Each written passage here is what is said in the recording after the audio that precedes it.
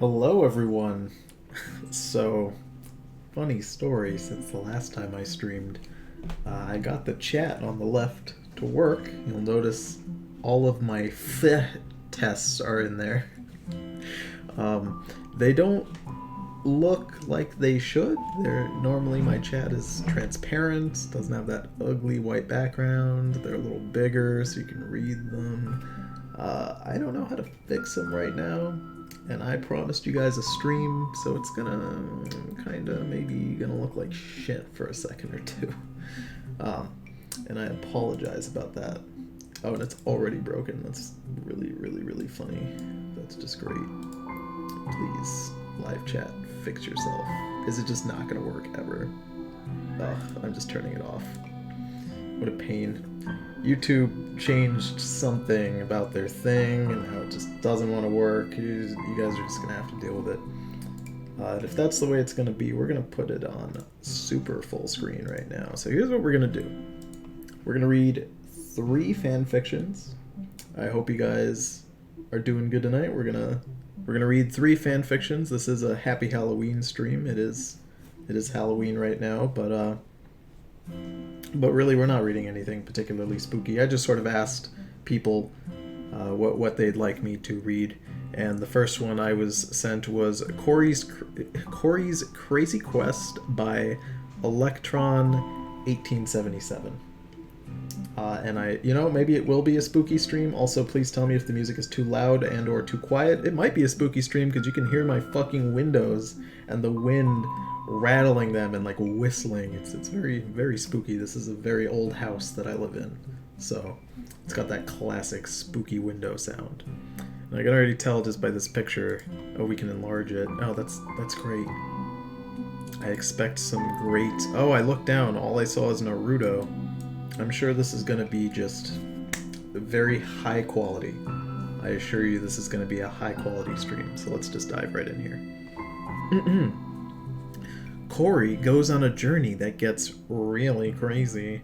His quest eventually will become a jumbled mix of everything. Fun after chapter 1. Are you telling me that chapter 1 is garbage? Like, what's he... Wait, what? But, like... Why would I...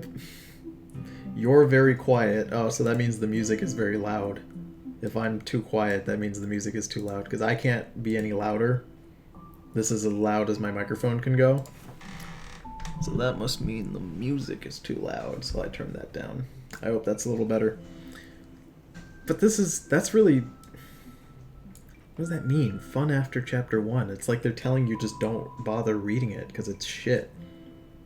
That kind of makes me mad.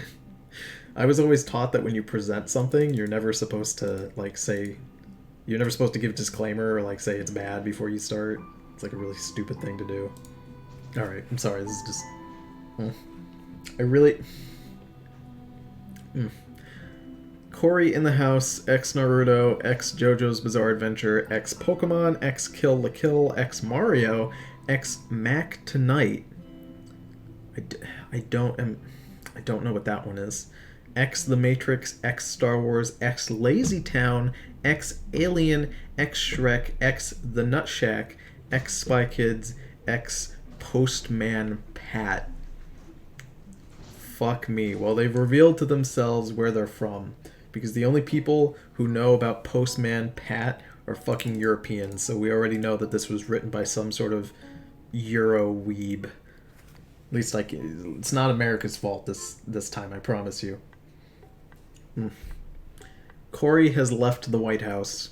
In a pursuit of football and his father's ban on anime, he has planned to travel far into the depths of his friend's house. The experiences there changed him forever. His friend Doug, or D-Money as they called him, was able to make space for Corey in his house. It was not big, but it would do. There was a bed on a bathroom and a bathroom nearby. He figured that it would be good for him since he parted ways with his family. Feeling drowsy, he decided to sleep, thinking of what would happen the following day. From this point on, Corey's life began to get a bit bizarre. Bizarre adventure. Corey awoke with a start. A sudden breeze hit his face. He initially thought it was the AC, but it felt too strong for that. Maybe the window was open, but it wouldn't be that strong. He opened his eyes and sat up to take in his surroundings. He was no longer on the bed in D-Money's house. Jesus, fuck these windows. But he was... If the windows are too loud, I'm going to have to shut the door. You guys let me know. I'll try to gaze over at the chat every now and again. But he was on a bed of grass out in a forest during the evening. The sun had almost set, but there was still some light in the sky. Corey was no longer in the house. He was no longer in D-Money's house. This place was unfamiliar to him. None of the places he had been to looked anything like where he was now. He stood up and looked around. Nothing but trees and bushes as far as the eye could see. Unable to think of anything better to do, Corey began to walk in a straight line, his eyes wide with terror. He was stuck in an unknown location with no explanation of how he got there. He heard the trees above him rustle. Corey froze and looked up. He saw a figure staring at him, shadowed by the branches and leaves of the tree. All of a sudden, he was tackled from behind to the ground by another figure. This appeared to be a person wearing an orange jumpsuit with a silver and black headband which covered the roots of his brown yet bright yellow hair. Man, let me tell you, Corey in the House, that's my favorite isekai anime. It's my favorite, just hero wakes up in another world, has no idea where he's at. I know that RE0 is getting a second season at the beginning of 2020, but honestly, they should just cancel it. Divert all the budget for that. Give us Corey's Crazy Quest. That's what we really need. The person pinned Corey down and said, "Who are you? What are you doing here?" Corey had an expression of fear and confusion on his face. He seemed to recognize the person's clothing and voice, but he did not know from where. He was able to turn his head and get a better look at the person above him. His eyes widened as he immediately recognized who this person was. It was Nart. Corey was in disbelief when he was suddenly shocked back into reality. "Answer me," Nart exclaimed, shaking Corey and applying more pressure on him. "Calm down, Nart," said the figure still in the tree as it jumped down. Corey was now able to tell who the figure was by his raven dark hair, blue shirt, and silver headband. Suck. His face conveyed a expression of fear, confusion, and excitement. He was scared as he knew what these two were capable of doing to him. Confused as to how all of this was possible, and excited because he had just encountered two of his favorite characters in... Did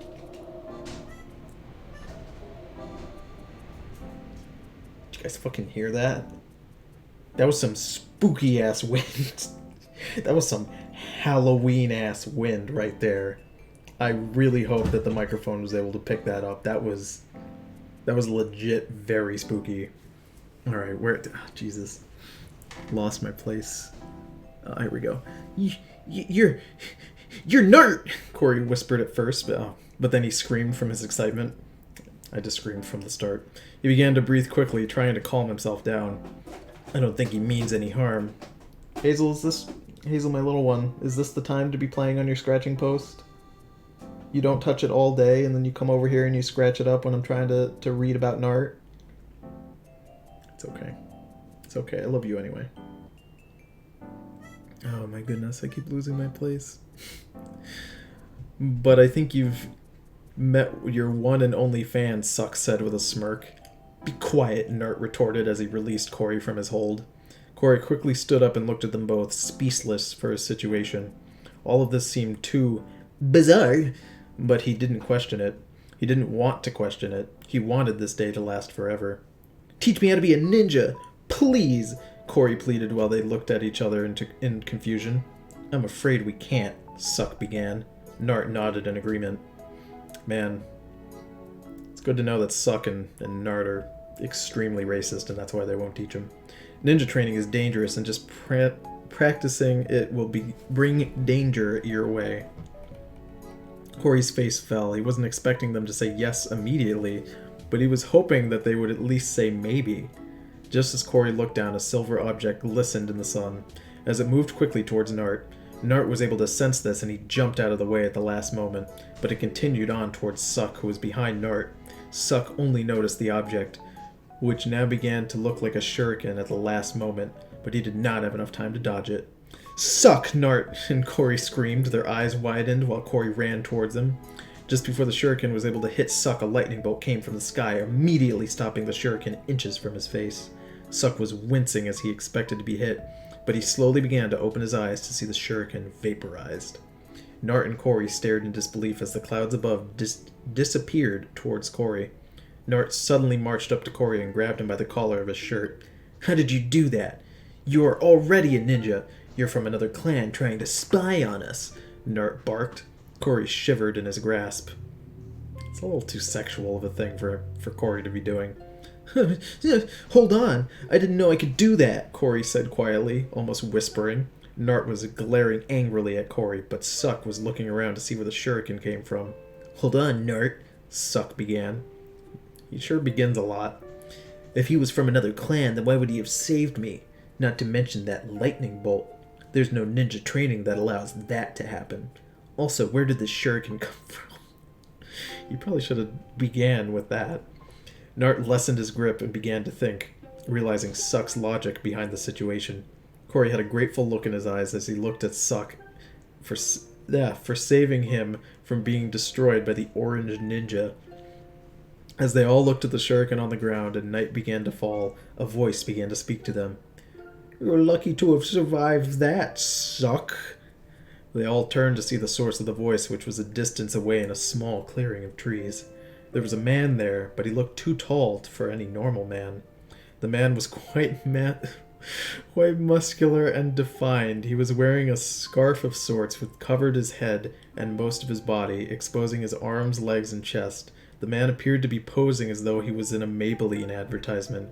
As if on cue, eerie and intimidating music began to play, and floating characters appeared and pulsed around him that suddenly disappeared slowly. Oh my god. Is this gonna be Joseph Joestar? Listen, it's a muscular guy, he's got a scarf, music and menacing characters. I really hope this is gonna be good. I hope the payoff is good. I'm trying not to look down so I don't spoil myself. Nart got in a fighting stance, looked at the man, and said, "Who are you? No one of this guy's friends, I hope." Corey began to back away slowly, but before he could, the man spoke to him. "Do not think you can escape, Corey Baxter," he said to him. Corey froze as he thought that he recognized this man, too. The voice, the posing, the music, it all began to add up. He now knew who this was, but it made absolutely no sense now. The man was Cars, one of the Pillar Man from the anime JoJo's Bizarre Adventure Part 2, Battle Tendency. Corey was more confused than ever at this point because Cars should be on Mars. Suddenly appearing in a forest, meeting Nart characters, and now Cars' entrance. Hold on. He was wondering what was going on, and especially how Cars knew his name. Alright, this is, I'm gonna pause the music. We need some more fitting music here. Let's see here.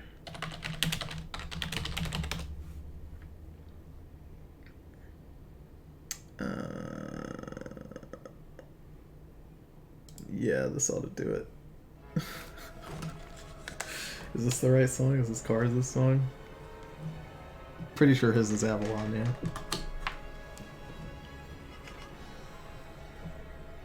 yeah. Alright, there we go. Now we can get some actual Cars on Mars music. Let's see here. Where was I?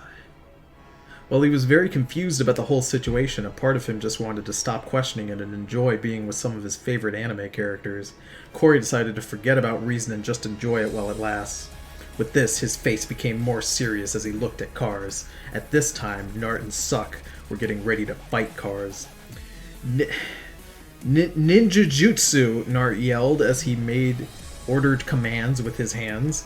Flying Jutsu, Suck yelled, while doing the similar hand motions to Nart. Both of them began to radiate some sort of energy, Nart's being orange and Suck's being blue. The orange ninja bolted towards Cars at an incredible speed. Both arms extended behind him, and the blue ninja began to fly in the air quickly and followed Nart. Meanwhile, Cars, while still posing, smirked and put his arms down to his side, unfazed by their rapid approach. He extended a large and sharp blade from each of his forearms just as Nart approached him. Cars dashed forward even quicker and managed to strike him with his blades. The orange ninja then froze with the energy beginning to fade. Nart! Suck screamed. Oh my god. As he flew down to help his friend, Corey then saw something shiny in the bush next to him and walked up to it. The thing that was shining was a long uniform jacket with a chin on it. With a chain on it and a matching hat with 2 pins on it. Corey recognized this too, but he just decided to forget about it and put them on. He immediately began to feel annoyed with the situation, and as he walked up to the fight where Suck, Nart, and Cars were... Oh wait, I'm sorry, hold on.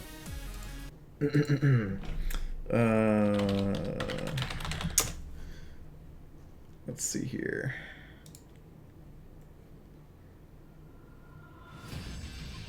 That's it.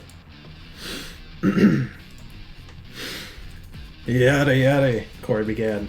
You guys are taking this way too seriously. Cars then posed and said, Oh really? Well, Corey Baxter, how could you add to this fight? How could you have the strength to go up against the mighty Cars? Corey stared at Cars, pulling out a small red and white ball, pointing at him, and sighed. Yada say. Just then, he threw the ball, and out of it came a large yellow mouse with a jagged tail and red cheeks. Corey then pointed at Cars and shouted, Thunderbolt! The mouse jumped into the air and began to charge with electricity and then launched it at Cars. Pika! It cried as it launched its attack. Cars was hit by the lightning attack with such force that it launched him into space. Cars was frozen and trapped in ice in space. Sasuke was in awe as he was cradling Nart's wounded head in his lap. Good job, Pikachu, Corey said as he swiped his fingers across the brim of his hat and looked down. He then felt a slap on his face as the sun suddenly rose up. The rising sun was followed by a scream seeming to come from everywhere. Corey, it said. Oh my god. Just then, Corey woke up and his dad walked in. He said that Corey needed to come back with him now. However, Corey denied and stated that he wanted to continue playing football. His dad responded by saying that the President of the United fucking States will allow him to play football back at the White House. This got Corey's attention and got him thinking. He imagined what it would be like there. Corey imagined that it would result in him ending up like the dream he just had. Corey had decided that he would go with his father after all. Corey has gone out of the house, into the same one. To be continued.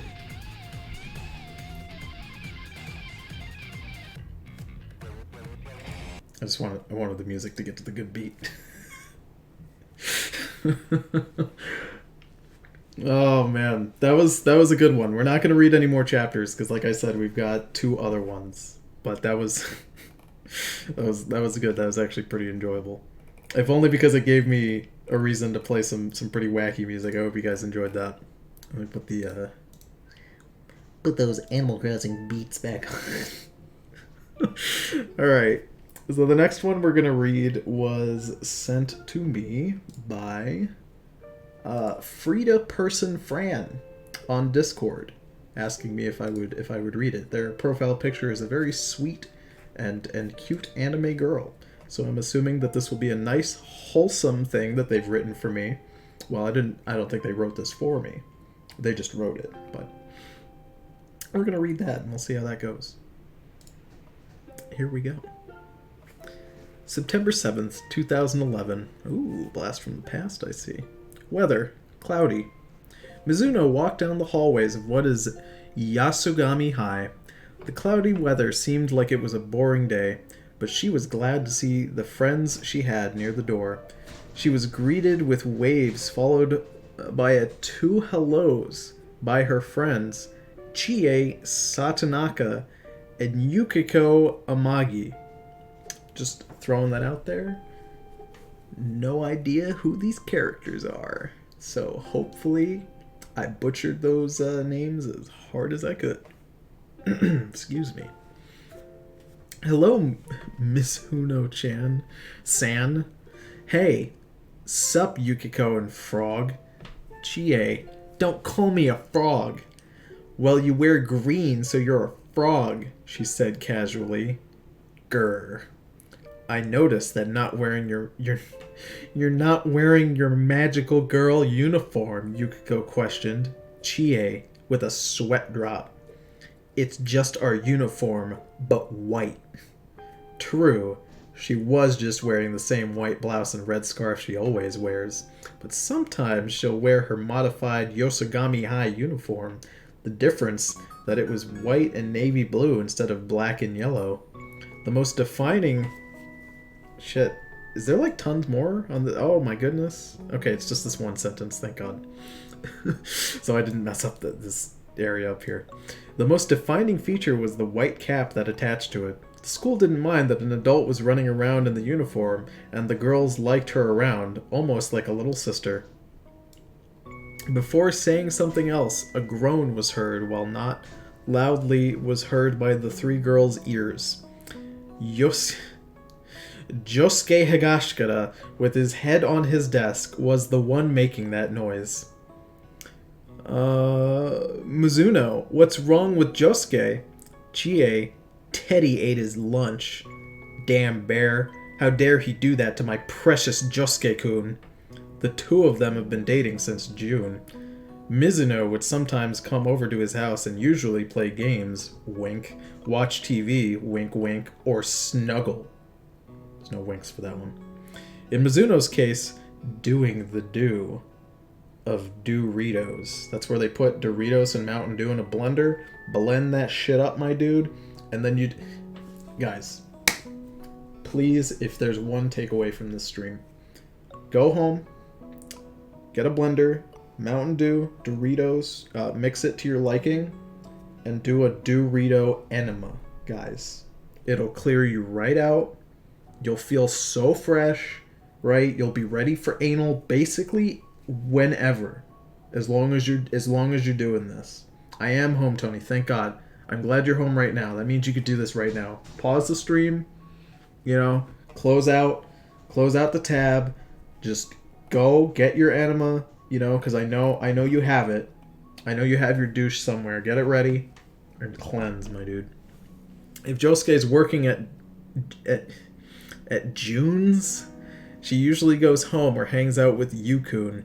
Speaking of Yukun, he was probably spacing out somewhere, hanging out with the other members of the investigation team. Back to the topic at hand. Why don't I buy you lunch, Josuke? It'll be on me, bonk. I don't know what that bonk means. Ow, Chie, you dumb meathead, why'd you hit me on the head? Chie raised her hand and to explain. First off, it's too late now until school's over. Second, he has work today. Oh. But if you need someone to help you make a lunch, me and Yukiko can help out, wink. No way, I don't want you two to poison Josuke even more with Mystery Food X, also known as the thing Yukiko, Chie, and Rice can actually make. Nart is safe for now. Suddenly, out of nowhere, Josuke stood up as soon as the words Mystery Food X came out of their mouths, or Chie's for lack thereof. Josuke nervously, I'm fine, I'm good, fine Neurokimi and Mizuno, fuck, I'm not Japanese enough to pronounce these correctly, grabbed his wrist. He was halfway near the door until she stopped him. I'll make you something tomorrow. It'll be better than anything the Mystery Food X, winkety wink. Any food is better than that, you know. So, you'll eat it? Josuke, damn it, that face. She's being cute again. Yeah, I promise, he says. With a burst of energy, she hugged him and felt warm and around his waist. She loved hugging him, and sometimes the others. But there were other ways she would express her feelings to him. Many, many times. Josuke let her hug him for a little while until his stomach rumbled, energy gone yet again. Luckily, Mizuno heard it with her ear since she was still hugging him. They both looked at each other. Do you want me to beat Teddy up? No. He'll understand once I give him his warning. That's the end. I got here and I already told you. So what shows are half away these... I don't know. I don't know what this is from. The person who sent this to me just asked me to read it, and they said that they wrote it. So I legit do not know what it is, who these characters are. It might be an original one, though I don't think that's the case. It's from Persona 4. That would explain it. I didn't really like Persona 4, so I didn't get very far, and I certainly don't remember it because I haven't played it in a while. So that would make a lot of sense. Now that makes sense who Teddy is. Teddy is the big fucking bear in Persona 4. That makes a lot of sense. I get it now. Let's read some Joker fanfics. If you want to read some Joker fanfics, let's just go on to Facebook. We'll go on my Facebook, and we'll just read what kind of cringy shit people I used to go to high school with wrote on there. Ooh. The author is Maxim Ivan, also known as Why Not Dragon. So I have the next one ready. The next one I can actually give you guys some information on this one. This one was written by our very own in the chat, Capra. Let's all give him just a good fucking applause. So Capra wrote this one. He wrote this one in 50 minutes because I gave him 50 minutes to write me a fan fiction. So we're going to read it. This is a Slender Man fan fiction. It is called Thick Man by Maxim Ivan. It is... oh, you tagged it too. It's tagged as action, fan fiction, and romance. I love all of those things. So let's go ahead. In small towns and cities, the favorite pastime of bastards is going into the woods and possible getting stabbed or getting lost, running out of food, and getting gutted by the local wildlife. Oh, what glorious time we live in the year of our Lord 2009. But these bastards had a goal to find a mythical being known as the Slender Man, a pale, faceless man who likes to eat babies for dinner and drink gasoline off the side of the road. Because this mythical beings like to do not question me. Today, we will be looking into one of these bastards that decided it was a good idea to end his life early. David. That's really funny. That's really funny because a coworker of mine is named David. He's a very nice man. Very, very unlucky. He's the unluckiest man that I happen to know. For those of you who know, I don't actually... You know, if you've been watching my videos for very long, you could probably guess. I don't know shit about sports, guys. I don't know anything about sports. But Dave does. He's a big sports guy, and he loves to gamble. And anytime, like the World Series, Super Bowl, hockey, like championships, anytime there's a big sporting event, he gambles with me. He bets which team is going to win. And I have now bet him 5 times. And I have won every single time. The most recent time that we bet was the World Series for baseball. And it was his turn to pick the team. He picked the Houston Astros, I think. I don't even know the team names. And I got the Washington Nationals. And I fucking won again. So that's an extra $10 in my pocket. Thank you. Thank you, Dave. I really hope that you don't get killed by Thick Man in this. I'll be sad if you do. David is a 23 virgin who lives in a wow, level 23 virgin. Damn. I gotta step my shit up. I'm only level 14. Who lives in a basement and still lives with his parents. Already, he is a sympathetic character because readers also probably virgins who live in their basements in their parents' house. David looked around his room. The rotten wallpaper, cracked drywall, and lack of furniture did help him feel any less depressed about not having a job. He out his 1999 Macintosh trademark and browsed the internet for some top quality hentai. He clicked on a link for a website called Kawaii Big Titties Anime Girls in Your Area. But all he got was some pop-up ads for some faceless bald fuck that lives in the woods and sacrifices children to Satan or whatever. David, having no direction in life, decided that he might as well get stabbed by a fancy-suited man in the middle of the woods. Who wouldn't want to in their life? He then embarked on a journey. Well, if you call your mom taking you on a 30-minute drive to a park a journey, then sure. He waved his mom Whoa. We got a pop-up ad for a fucking... What the fuck? Crazy. Man, that's some cursed imagery. That's fucking spooky, my dude. Wow.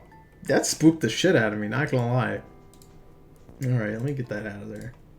Jesus Christ. Dave's lucky to have a basement. I wish I had a basement to live in.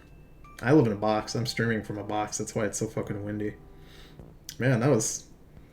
I'm all shook. That was kind of spooky. No, wait, that's the wrong one. We want this one. Thank you. He waved his mom goodbye and entered the park. It didn't take long for him to get lost in the dense woods because our Davy boy is a fucking dumbass. Oh fuck, this sucks. He slowly realized this was a bad idea.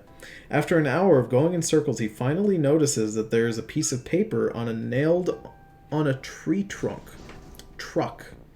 A truck made of a tree. He picked up to inspect it. It had a crude drawing of the man he saw in the pop-up ads with text saying he's watching. David, in all his wisdom, decided to draw dicks everywhere on the pages, laughing to himself like he made the best joke any high schooler has ever seen. But soon his laughter will be replaced by fear as his ankles were grabbed by slimy slime appendages and he got pulled into a shack. A murder shack. I'm very happy you didn't write nut shack. Standing before him inside the murder shack was a tall, slender, fancy fuck like he saw in those fancy, terrible quality photos. Oh shit, don't kill me. I didn't mean to draw dicks on your drawings, the large figure chuckled. You gave my drawings dicks. Now you will receive the penis. Oh no. David's pants were off now. His bunghole exposed to any dangers the world might throw at him, and oh boy, it's gonna throw a big one at him. A giant tentacle erupted from the slender Twaman pantaloons. It was like that one magician's magic trick where they pull out a scarf or something and it just keeps going and going and going and going and going. That's kind of what's happening right now, except the scarf was a veiny tentadick. It snaked its way into David's back door fun zone like a rude dude who just kicked down a door to a fancy restaurant. But David's restaurant would be rated a 1 star on every Yelp review if he had one. It wasn't just one tentacle, though. Like in true hentai fashion, there was just a Trojan horse full of them going in David's ass. The process of fucking was not good in the slightest. Slendy Boy kind of sucked at this, but David wouldn't know because he's a dumb virgin. The no-face entity came in under 10 hours, and it, like clam chowder, spilled over the floor. But unfortunately for David, that was all a dream. He's still a loser virgin at 21. Damn. Fuck. That dream, he felt that quest so hard he went down 2 levels. Man, I wasn't expecting that to have such a sad ending. That was just extra depressing. Well, fuck me. That's just a sad boy time. Well, I appreciate you writing that for me, Capra. Which one of these was your favorite, guys? And don't say the first one because I played music, because I would have played music if the other ones were about anime. Anime that I understood. Fuck, I should have played Persona 4 music for that second one. I tried my best. It's okay, Capra. Everyone's trying their best all the time. And that's really all I can ask from any of you guys. Man, the Cory in the House one was actually a pretty good job. This Slender Man one was silly. I can tell that you were trying your best to write something that would have been extra gross, and that I can appreciate. That was a good time. I hope you guys had fun. I'm having a good time. We're gonna have... God, I keep clicking the wrong thing. We're gonna have some more streams. I'm probably gonna... Once we shut this one down, I'll shut it down for a good 10-20 minutes, and then we'll come back and do a gaming stream. But let me tell you, that Cory in the House one, I might read more of it. If only because it gives me the excuse to play anime music, which is pretty funny. Oh, also, funny thing, the literal second I got back from dinner, after doing my Amberlyn Reed stream, I fucking looked and got a copyright strike on it.